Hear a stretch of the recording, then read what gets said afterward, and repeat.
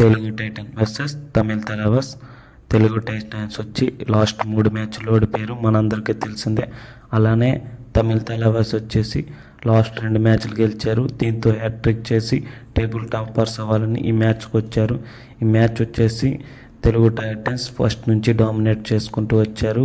First 10 మినిట్స్లో Telugu Titans 14 points చేశారు. అలానే ఇంకోవైపు తమిళ తలవాస్ వచ్చి 4 పాయింట్స్ చేశారు. ఈ వీడియో వచ్చేసి మీకు నచ్చితే లైక్ చేయండి, షేర్ చేయండి, అలానే స్కిప్ చేయకుండా చూడండి, సబ్స్క్రైబ్ చేసుకోండి ఫ్రెండ్స్ మన ఛానల్ని.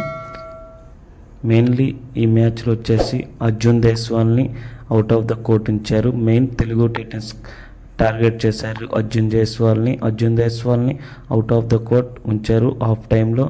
దీంతో తెలుగు టైటన్స్ వచ్చేసి స్కోరింగ్ రేట్ని పెంచారు. ఒకవైపు అర్జున్ దేశ్వాల్ అవుట్ అవగానే టీం మొత్తం అవుట్ అయిపోతున్నారు. అలానే అటుపక్క రైడర్స్ కూడా పాయింట్స్ తేవడం వల్ల తెలుగు టైటన్స్కి మంచిగా కలిసి వచ్చింది. ఫస్ట్ హాఫ్ ముగిసేసరికి తెలుగు టైటన్స్ వచ్చేసి 32 పాయింట్లు, అలానే తమిళ తలవాస్ వచ్చి 14 పాయింట్లు చేశారు. సెకండ్ హాఫ్ స్టార్టింగ్ నుంచే తమిళ తలవాస్ కంబ్యాక్ ఇచ్చారు. ఫస్ట్ 15 నిమిషాల్లోనే తమిళ తలవాస్ వచ్చేసి 28-32 పాయింట్ల దగ్గరకు వచ్చారు. తెలుగు టైటన్స్ 3-4 పాయింట్లు స్కోర్ చేశారు ఫస్ట్ 15 మినిట్స్లోన. మెయిన్లీ లాస్ట్ 5 మినిట్స్లోన తెలుగు టైటన్స్ తమిళ తలవాస్ని ఆల్అౌట్ చేసి స్కోర్ని లీడింగ్ పెంచారు. మెయిన్లీ తమిళ తలవాస్ వచ్చేసి సూపర్ ట్యాకిల్స్ ఏవి చేయలేకపోతున్నారు. దీంతో చాలా డ్రాబ్యాక్ వచ్చేసి తమిళ తలవాస్కి. దీంతో ఈ విన్తో తెలుగు టైటన్స్ వచ్చేసి 4th ప్లేస్కి వచ్చారు. ఈ మ్యాచ్ వచ్చేసి లాస్ట్ 10 మినిట్స్ ఒక క్లైమాక్స్ లాగా అనిపించింది నాకైతే.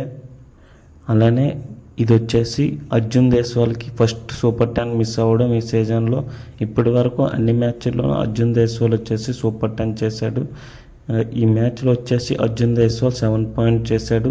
అలానే నరేంద్ర కొండోలో వచ్చేసి 6 పాయింట్ చేశాడు డిఫెన్స్లో. మళ్ళీ తెలుగు టైటన్స్ వచ్చి చూసుకుంటే విజయ్ మాలిక్ కెప్టెన్ సూపర్ 10 చేశాడు. అలానే ఎప్పట్లాగే భరత్ 8 పాయింట్స్ స్కోర్ చేశాడు. అంకిత్ 4 పాయింట్లు డిఫెండర్. అలానే చేతన్ సాహు 3 పాయింట్లు చేశాడు.